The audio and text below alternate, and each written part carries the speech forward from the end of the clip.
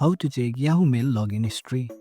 If you want to see if someone else accessed your Yahoo Mail account, follow this step to check your activity in Yahoo Mail application.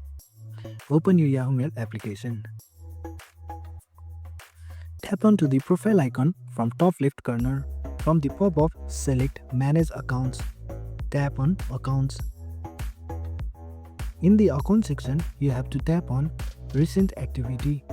Here you will see a list of recent login attempts including date and time, device used, location.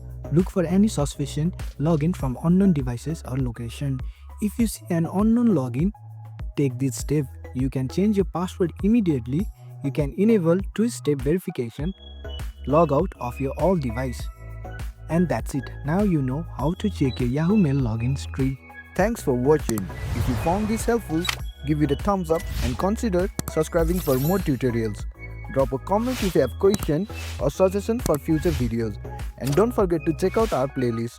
See you in the next one.